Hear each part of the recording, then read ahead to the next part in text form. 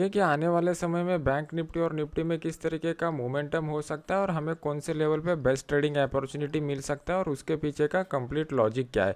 तो सबसे पहले स्टार्ट करते हैं निफ्टी का एनालिसिस। अभी आपके सामने जो चार्ट लगाया हुआ है वो निफ्टी का स्पॉट का वीकली चार्ट मैंने यहाँ पर लगाया हुआ है। वीकली चार्ट में अगर आप देखोगे तो एक बहुत ही इंपॉर्टेंट ट्रेंड लाइन हमको मिल रही है। इस ट्रेंड लाइन को मार्केट ने 4 बार ऑलरेडी अच्छी तरीके से टेस्ट किया हुआ है। जब भी हम लोग कोई भी सपोर्ट या रेजिस्टेंस लेवल ड्रॉ करते हैं और मल्टीपल बार मार्केट इसको टेस्ट करता है, तो इसका मीनिंग ये होता है कि इसका जो स्ट्रांगनेस है वो स्ट्रांगनेस कम हो जाता है। ये जो ट्रेंड लाइन है वो ट्रेंड लाइन वीक हो जाता है। अभी बहुत सारे प्राइस एक्शन के ऊपर ट्रेड करने वाले लोग वेट करते रहेंगे कि कब मार्केट इस लेवल के ऊपर क्लोज हो। अगर मार्केट इस लेवल के ऊपर क्लोज होता है तो एक अपसाइड का बड़ा मोमेंटम स्टार्ट हो सकता है। लेकिन ये जो अपसाइड का मोमेंटम स्टार्ट होगा इसको मल्टीपल रेजिस्टेंस को फेस करना पड़ेगा। इसके पीछे का रीज़न क्या है कि मार्केट जब भी नीचे आ रहा था तो नीचे आते समय मार्केट में एक बड़ा मोमेंटम जिस पॉइंट से स्टार्ट हुआ था उस पॉइंट के ऊपर मार्केट थोड़ा हॉल्ट ले सकता है। अभी इस पॉइंट के ऊपर अगर आप देखोगे तो आपको यहाँ पे क्लियर कट दिखाई दे रहा है कि एक यहाँ से अच्छी खासी गिरावट हो चुकी थी। तो प्राइस एक्शन के हिसाब से जब दोबारा मार्केट इस ब्रेकआउट को दे देगा और ऊपर की साइड में 18,350 के लेवल के करीब आ जाएगा, तो जो लोगों ने यहाँ पर सेल के पोजीशन बनाए रहेंगे हाई प्रोबेबिलिटी रहेगी कि वो लोग दोबारा यहाँ पर इंटर करेंगे। तो नीचे की साइड में बायर का फोर्स कितना है और ऊपर की साइड में सेलर का फोर्स कितना है, इसके ऊपर डिपेंड करेगा कि मार्केट यहाँ पे कितना टाइम स्पेंड करेगा। देखो, बैंक निफ्टी हो निफ्टी हो, मार्केट को हमेशा है हम लोगों को क्या करना पड़ेगा, टाइम देना पड़ेगा। और टाइम देने के बाद फिर हमें प्राइस का टारगेट निकालना पड़ेगा, तभी हम लोग एक अच्छी तरीके से ट्रेड कर सकते हो। यहाँ पर मार्केट इस लेवल को ब्रेकआउट देगा तो प्राइस एक्शन के हिसाब से कंफर्म हो जाएगा कि मल्टीपल बार टेस्ट किया हुआ ट्रेंड लाइन ब्रेक हो चुका है। अभी ये ट्रेंड लाइन जो ब्रेक हो जाएगा, ये ट्रेंड लाइन मेरे ख्याल से 17,750 के ऊपर करीब हो, थोड़ा सा ऊपर नीचे ब्रेकआउट यहाँ पर मिल जाएगा। तो जैसे ही इस ब्रेकआउट को मार्केट निकालेगा 18,000 का ओपन इंटरेस्ट के डेटा के हिसाब से कॉल की साइड में हाईएस्ट ओपन इंटरेस्ट होने के कारण यहाँ पे एक रेजिस्टेंस की तरह काम करेगा। ऊपर की साइड में 18,350 का लेवल रेजिस्टेंस की तरह क्यों काम करेगा, क्योंकि यहाँ से मार्केट में गिरावट हो चुकी थी। फिर उसके बाद 18,600 का लेवल भी है जो लाइफ टाइम हाई यहाँ पर बन चुका है, ये भी हमारे लिए रेजिस्टेंस की तरह काम करेगा। तो अभी ये बातें हमें प्राइस एक्शन के पता चली है। तो सबसे इंपॉर्टेंट बात फिर हमें यहाँ पे ट्रेड किस तरीके से करना पड़ेगा, ट्रेड के लिए इंपॉर्टेंट लेवल कौन से रहेंगे।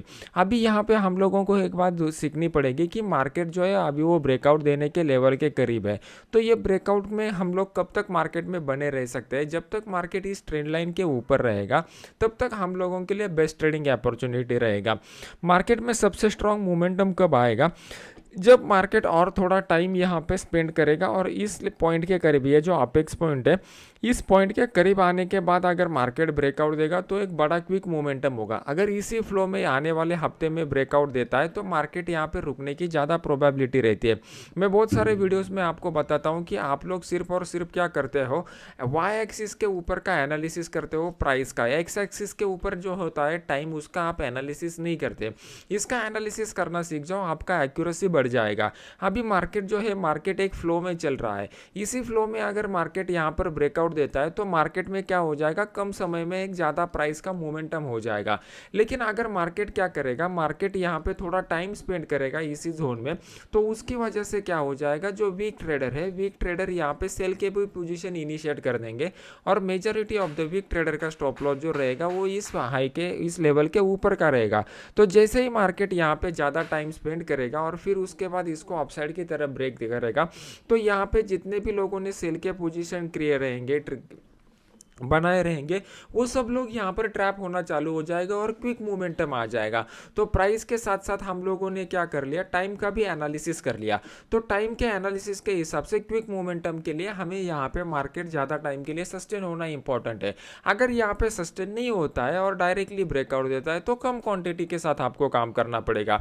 अगर आपको एक प्रोफेशनल ट्रेडर बनना है तो प्रोफेशनल ट्रेडर में आपको ट्रेडिंग स्ट्रैटेजी के ऊपर फोकस करना है, मनी मैनेजमेंट के ऊपर फोकस करना है। अभी ट्रेडिंग स्ट्रैटेजी में क्या होता है, ट्रेडिंग स्ट्रैटेजी में हम लोगों को एंट्री और एग्जिट मिलता है।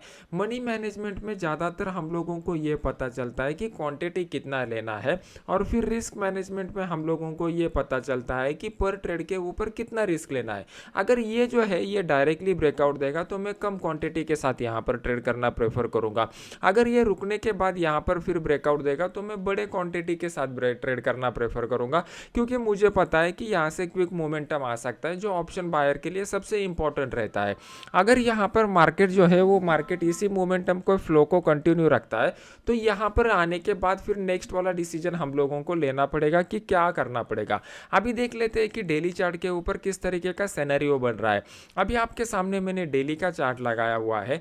डेली के चार्ट में अगर आप देखोगे तो मार्केट जो है वो मार्केट अपसाइड के मोमेंटम को कंटिन्यूटी बता रहा है। मार्केट में ये जो अपसाइड का मोमेंटम बन चुका है, अभी अपसाइड के मोमेंटम में मार्केट ने एक क्रूशियल लेवल को यहाँ पर ब्रेक करके ऊपर की साइड में क्लोज दिया हुआ है। तो जब भी मार्केट इस हाई को निकलते जाएगा हम लोग बाय के पोजीशन बना सकते हैं, और जब तक मार्केट इस लेवल के ऊपर रहेगा हम लोग बाय ऑन डिप्स का रणनीति यूज कर सकते हैं। मार्केट अगर इस लेवल के नीचे आता है तभी हम लोग बड़े क्वांटिटी के साथ सेल के बारे में सोच सकते हैं।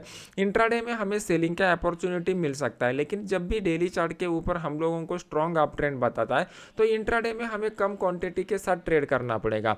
मेरा एक one of the important trading strategy का रूल है कि मार्केट जब भी एक बड़ा मोमेंटम दिखाता है तब मार्केट आइदर रेंज बाउंड में जाता है या फिर एक रिट्रेसमेंट के फेज में जाता है। अगर इस रेंज बाउंड फेज में मार्केट ज़्यादा टाइम के लिए रहता है और फिर उसके बाद डाउन साइड का ब्रेकआउट देता है तो यहाँ पे भी हमें अच्छा खासा ट्रेड मिलता है।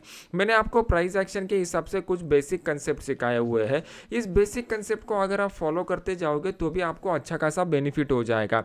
एक ट्रेडिंग स्ट्रैटेजी का मैं एक आपको रूल यहाँ पर बताना चाहता हूँ।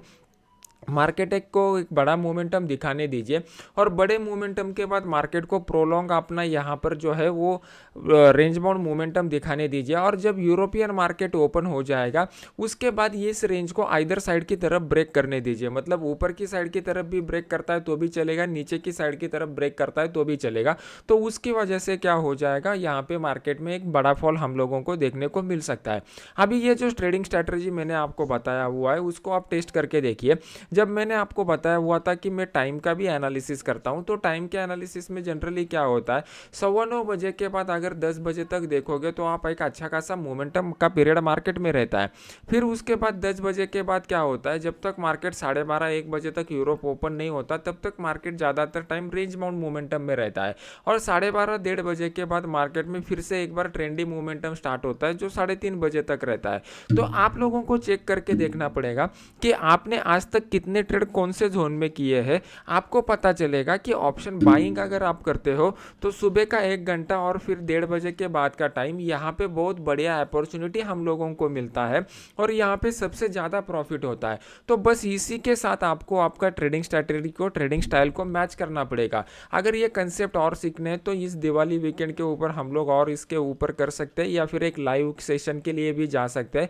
मुझे ज़्यादा से ज़्यादा लोग कमेंट सेक्शन में बता दीजिए कि आपके डाउट्स क्या है। वीडियो अगर आपको अच्छा लग रहा है तो इसको लाइक कीजिए और अपने यूट्यूब चैनल को सब्सक्राइब करके बेल आइकॉन का बटन दबा दीजिए। ये फ्री वाले चैनल में आपको मैं अपडेट करता रहूँगा, जिसका लिंक वीडियो के नीचे डाला हुआ है।